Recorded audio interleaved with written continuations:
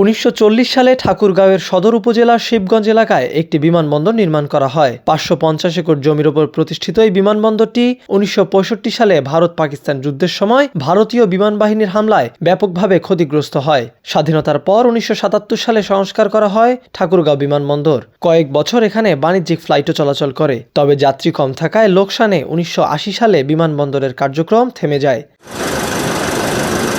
এরপর দীর্ঘ প্রায় ৪৬ বছরের অপেক্ষা। বিভিন্ন সময় বিমানবন্দরটির সক্ষমতা যাচাই করা হলেও কোনো কাজ শুরু হয়নি। অন্তর্বর্তী সরকারের সময় দেশের ৮টি পরিত্যক্ত বিমানবন্দর চালুর তালিকা করা হলে ঠাকুরগাঁওয়ের নাম আসে সেখানে। সে কারণেই বিমানবন্দর চালুর লক্ষ্যে একটি সম্ভাব্যতা যাচাই করে।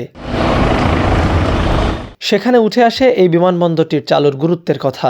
বলা হয়, চালু হলে দেশের উত্তর পশ্চিমাঞ্চলের যোগাযোগ, অর্থনীতি ও পর্যটন খাতে বড় ধরনের পরিবর্তন আসতে পারে। ভারতের সীমান্ত ঘেঁষা হওয়ায় এই অঞ্চলের ভৌগোলিক ও কৌশলগত গুরুত্ব রয়েছে।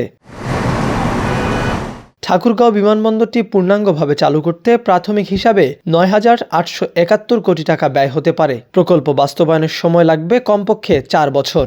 বর্তমানে বিমানবন্দরটির রানওয়ে, টারম্যাক, ট্যাক্সিওয়ে ও অন্যান্য অবকাঠামো জরাজীর্ণ ও আংশিক পরিত্যক্ত অবস্থায় রয়েছে। কমিটির পর্যবেক্ষণে বলা হয়েছে, বিদ্যমান রানওয়ের দৈর্ঘ্য প্রায় ৬,০০০ ফুট হলেও এটি আন্তর্জাতিক বেসামরিক বিমান চলাচল সংস্থা আইকাওয়ের মানদণ্ড অনুযায়ী বাণিজ্যিক ফ্লাইট পরিচালনার জন্য উপযোগী নয়। রানওয়ের পুনর্নির্মাণ ও সম্প্রসারণ ছাড়া বড় ধরনের যাত্রীবাহী বিমান এখানে ওঠানামা সম্ভব হবে না। প্রতিবেদনে বলা হয়েছে, বর্তমানে বিমানবন্দরটির মোট জমির পরিমাণ প্রায় ১,১৫৯ একর, যার একটি বড় অংশ সেনাবাহিনী ও বিমান বাহিনীর বিভিন্ন প্রশিক্ষণ ও প্রকল্প কাজে ব্যবহৃত হচ্ছে। পূর্ণাঙ্গ বাণিজ্যিক বিমানবন্দর গড়ে তুলতে বিদ্যমান জমির বাইরে অতিরিক্ত প্রায় ৮৫৬ একর জমি অধিগ্রহণ করতে হবে।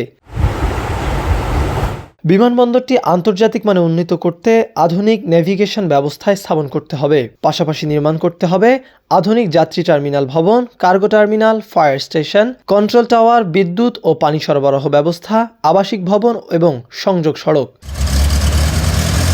প্রস্তাবিত পরিকল্পনা অনুযায়ী বিমানবন্দরটিতে বছরে প্রায় ১৫ লাখ যাত্রী হ্যান্ডলিং সক্ষমতার টার্মিনাল সুবিধা রাখা হবে। শুরুতে অভ্যন্তরীণ রুটে ফ্লাইট চালানোর পরিকল্পনা থাকলেও ভবিষ্যতে আঞ্চলিক ও আন্তর্জাতিক রুট চালুর সম্ভাবনাও বিবেচনায় রাখা হয়েছে। বিশেষ করে ভারতের উত্তর পূর্বাঞ্চল, নেপাল ও ভুটানের সঙ্গে আকাশপথে যোগাযোগ স্থাপনের সুযোগ তৈরি হতে পারে।